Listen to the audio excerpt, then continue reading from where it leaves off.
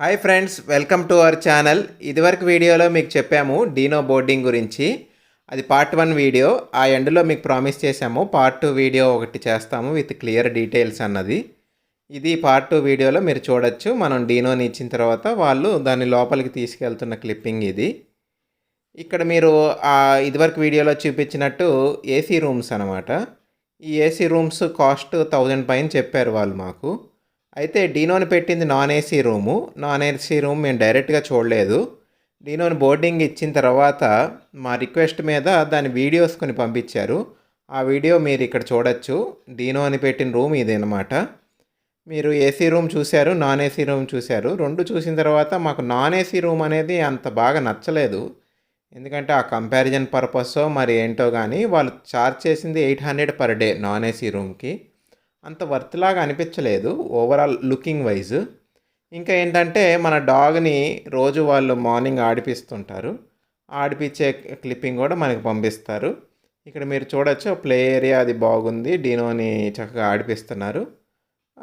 ఇది కూడా మాకు నచ్చింది. అయితే ఒక పార్ట్ ఏంటంటే ఇందులో ఆ డీనో లీష్ని గట్టిగా పుల్ చేశారనిపించింది. అదొక పార్ట్ మాకు నచ్చలేదు. ఇంకా మీరు చూస్తే ఇది ఓవరాల్ బోర్డింగ్ ఏరియా. ఈ బోర్డింగ్ ఏరియాలో మేము ఇది ఫైనల్ డే తీసిన వీడియో అనమాట. మేము డీనోని ఆఫ్టర్ 5 days డీనోని కలెక్ట్ చేసుకోవడానికి మేము వచ్చాము.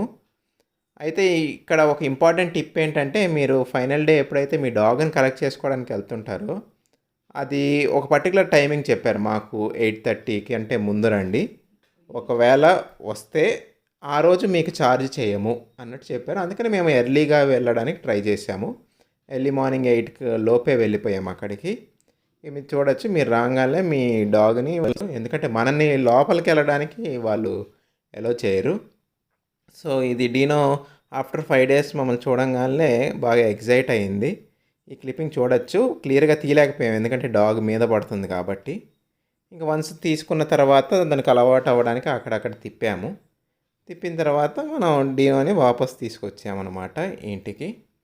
అయితే వాపస్ తీసుకొచ్చిన తర్వాత వన్ ఇంట్రెస్టింగ్ ఆస్పెక్ట్ ఏంటంటే, జనరల్గా మా వైఫ్తో డాగ్ ఎక్కువ అటాచ్మెంట్ ఉంటుంది, ఇంట్లో కూడా ఎక్కువ టైం స్పెండ్ చేస్తుంది. ఆ పర్టికులర్ డే తీసుకొచ్చిన రోజు ఏంటంటే, మా వైఫ్ ఎంత పలకరించినా కూడా అది అసలు పట్టించుకోకుండా బిహేవ్ చేసింది. ఇది మాకు కొంచెం వెరైటీగా అనిపించింది. ఇంకా మనుషుల్లాగా డాగ్స్ కూడా కొంచెం ఏదన్నా అలగటం అట్లా చేస్తుందేమో అన్నట్టు మాకు అనిపించింది. ఎందుకంటే అది బిహేవ్ చేసిన తీరు అది మీరు చూడొచ్చు. ఈ తర్వాత క్లిప్పింగ్లో మీకు క్లియర్గా చూపిస్తాము అది ఎట్లా అవాయిడ్ చేయడానికి ట్రై చేసిందో. సో మేము డాగ్ని తీసుకొచ్చిన తర్వాత జస్ట్ ఇంట్లో ఇట్లా తిప్పాము.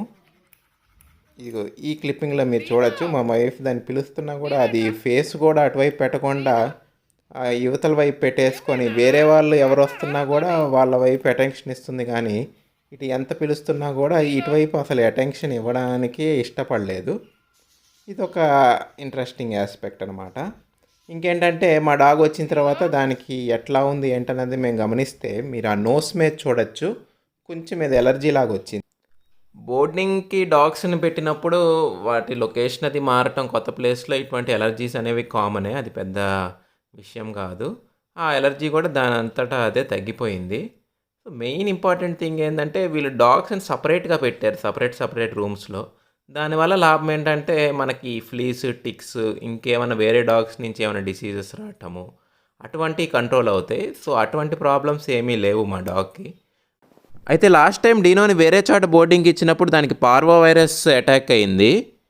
ఆ ఆస్పెక్ట్లో చూసుకుంటే ఈ బోర్డింగ్ ఎక్స్పీరియన్స్ మాకు సాటిస్ఫైయింగ్గా అనిపించింది.